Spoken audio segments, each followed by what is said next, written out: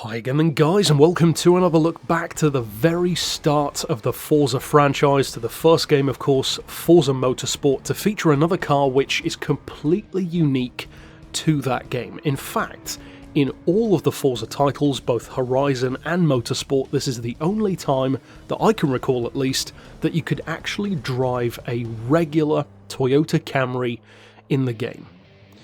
That is very interesting, because the Camry is a hugely popular car, in the States especially. Of course, you've got a NASCAR based on it, and curiously in the later games there were even some Camry pedestrian vehicles like the AI would drive in the Horizon games, but even then you couldn't actually drive the car. But then if you go all the way back to the very first game, you find this, a hidden gem to some degree, the Toyota Camry Solara Coupe, a car which I will freely admit I wasn't familiar with at all. I'm not a Toyota Camry aficionado by any stretch. I'm sure there are people out there who are and who absolutely love them. I'm not one of those people.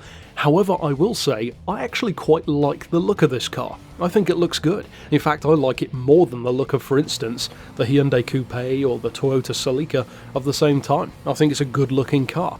However, there is one thing that irks me about this car, and even though this goes beyond just this vehicle, I think it is something that's worth thinking about. And it's something which I think many of you might disagree with, but I think many more might actually agree with me on. And that is that this car should not be what it is. And that is, of course, front-wheel drive. Now, to be clear, there is nothing inherently wrong with making a front-wheel drive car. In fact, some of the most popular and best performance cars of all time have been front-wheel drive. The Renault Clio Williams, the Clio 182, of course, the DC2 Integra, which may be the best front-wheel drive car ever built, even something like the Ford Focus RS up until recent times. So yes, it can be done, but there is a key through line amongst those vehicles. They're actually kind of small. They're not large cars. And then when you get up into the territory of a very large, especially long wheelbase vehicle that still has front-wheel drive, well, what do you tend to see? Well, they tend to be cumbersome. They don't tend to be that great through corners, and they certainly don't tend to be that good at putting power down around a track. They torque steer more, they're heavier through corners. Even if they're not physically that much heavier, they of course understeer, because that's one of the trademark things. And even when you give it to a company like Nissan, a challenge, if you will, to enter the Le Mans and make a front-wheel drive car work, even they couldn't do it. The GTR LM Nismo was not fast enough, and that is one of the fastest, possibly even the fastest front-wheel drive car ever built. But it still wasn't good enough to win or really even compete at a decent level. Now, of course, if you developed it more over time, it could have been better, and in the real world, there is far more important stuff to care about in a production car than just what its lap time can be. However, my point goes beyond just lap times and performance.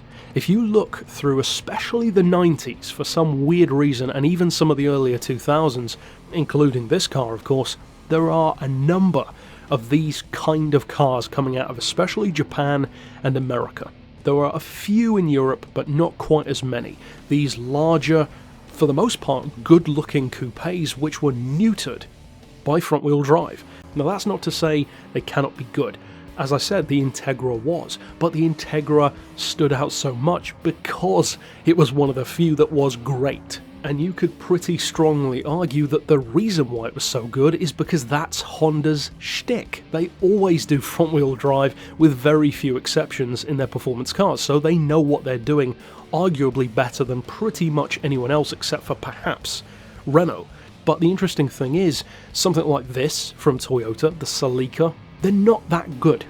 They have a decent amount of power, decent size engine, they even look good for the most part, but they're always let down by that front-wheel drive. There's no way that you can tell me that if the Mitsubishi FTO had been an all-wheel drive car, it would have been more of an icon and more beloved today than it currently is. If the FTO was all-wheel drive, I believe it would have been infinitely better. And the funny thing is, this isn't necessarily just an opinion. Look at what happened to the Celica, or even to Toyota as a whole.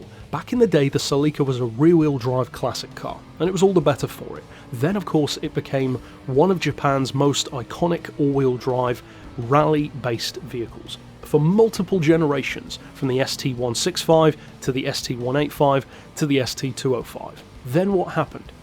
In the 90s, they neutered it. It became a softer, less powerful front-wheel drive coupe which looked nice enough, but isn't exactly as beloved as any of the Celicas that came before it. Now look, by way of evidence, to today.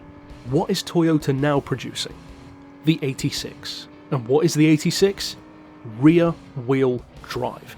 And look how good, how successful, and how beloved that car is. Many people would rightfully call it a modern classic, because that is exactly what it is, and it shows how much better, even without ridiculous power, a car as simple as an affordable sports coupe can be by giving it what it should have always had: rear-wheel drive. There's no way that you can tell me that an 86 would be anywhere near as popular if it was front-wheel drive.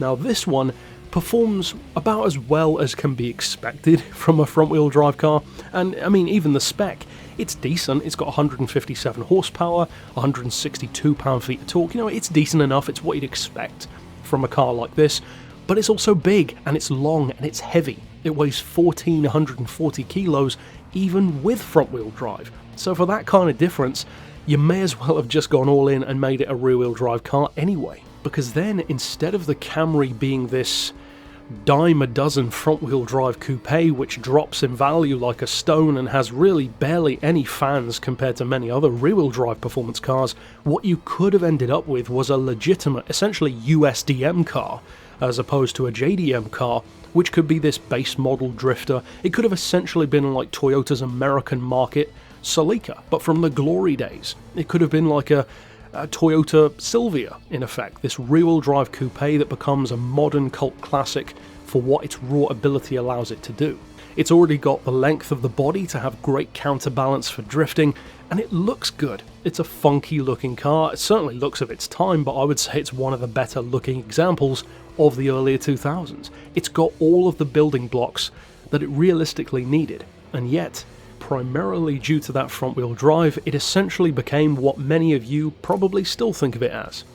Just another front-wheel drive coupe. And I think that's a shame, because these cars could have been so much more.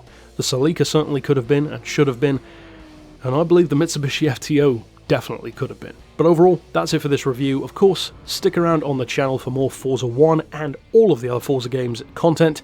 And until next time, I'll see you then. But for now, as always, thanks for watching.